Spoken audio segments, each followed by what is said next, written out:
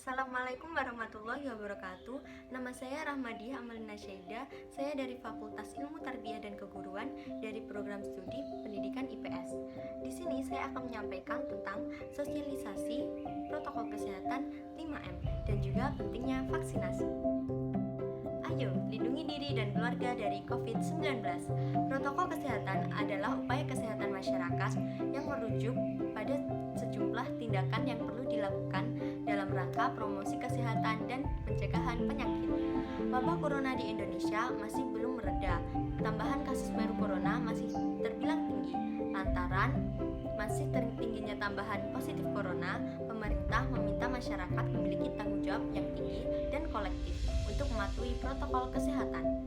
Dimulai dari menekan angka penularan, pemerintah menekankan pentingnya perilaku 5M, yaitu memakai masker, mencuci tangan, menjaga jarak, menghindari kerumunan, dan membatasi mobilitas. Berikut adalah penjelasan 5M. Nah, ini dia gambaran dari 5M. Untuk meningkatkan kewaspadaan, ayo kita laksanakan 5M. Pertama, memakai masker. Memakai masker juga ada cara yang benar loh, yaitu menutup mulut, hidung, dan dagu dengan benar. Pastikan bagian masker yang berwarna ada di depan. Setelah itu, tekan bagian atas masker supaya mengikuti bentuk hidung Anda dan tarik ke belakang di bagian bawah dagu. Setelah itu, lepas masker yang sudah digunakan dengan hanya memegang talinya saja. Setelah kita memakai masker hendak dibuang di tempat sampah dan kita hendak mencuci tangan. Jika masker kita sudah kotor atau basah, kita harus membuangnya dan mengganti dengan yang baru. Jangan sembarangan pakai masker double loh, karena yang benar yaitu masker medis di lapisan pertama ditambah masker kain di lapisan kedua. Itu adalah cara yang benar, karena menggunakan masker juga harus benar. Jika kita memakai masker kain, bisa mengurangi penularan sekitar 45%, dan jika kita hanya memakai masker medis, dapat mengurangi penularan sekitar 75%. Ini adalah gambaran kita memakai masker dengan cara yang benar dan yang salah.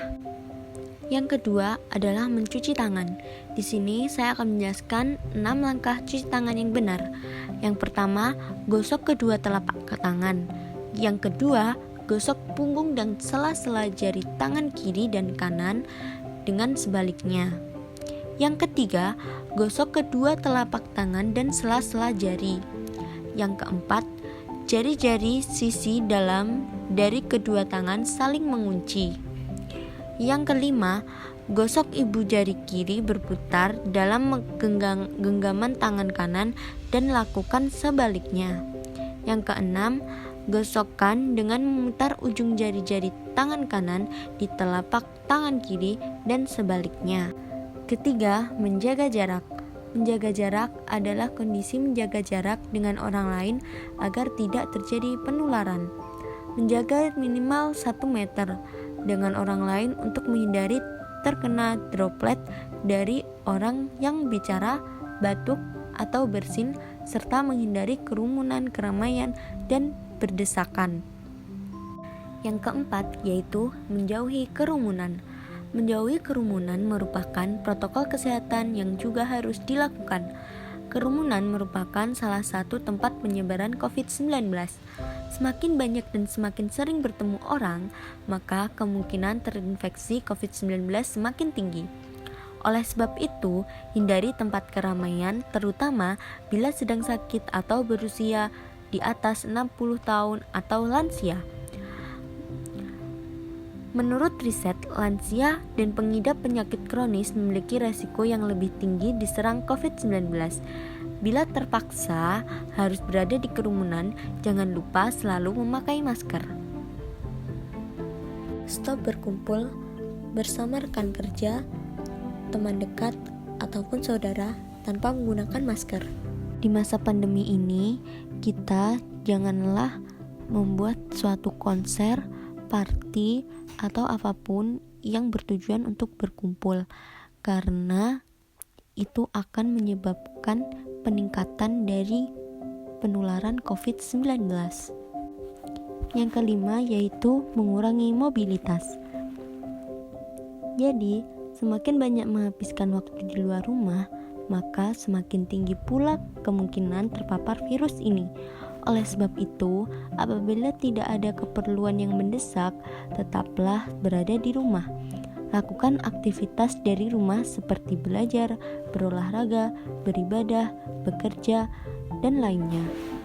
Di masa pandemi ini, jika kita tetap melaksanakan mudik dan memaksakannya, akan menimbulkan mobilitas yang berpotensi meningkatkan penularan COVID-19. Peningkatan kasus bukan hanya sekedar positif COVID-19, juga efek jika komorbid dan usia lanjut. Kenaikan kasus penularan itu artinya adalah nyawa. Jadi, itu adalah konsekuensi publik yang harus kita tanggung. Karena itulah kita jangan melakukan mudik. Maka dari itu, kita harus tinggal di rumah saja atau stay at home.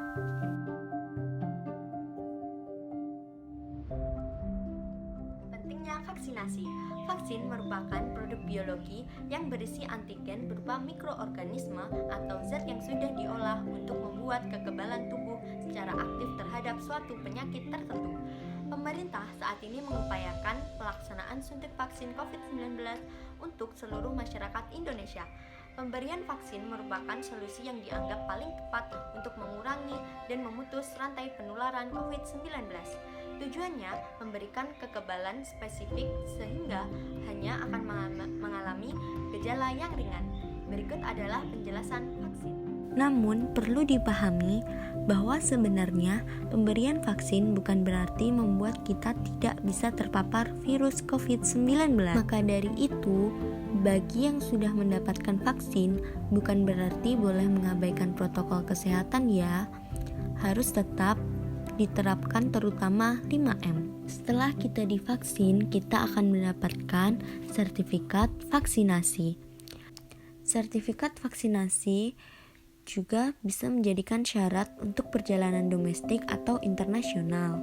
Pelaku perjalanan domestik yang menggunakan modal transportasi jarak jauh seperti pesawat, bis, dan kereta api harus menunjukkan kartu vaksin, minimal vaksin dosis pertama, dengan tetap menunjukkan hasil negatif tes.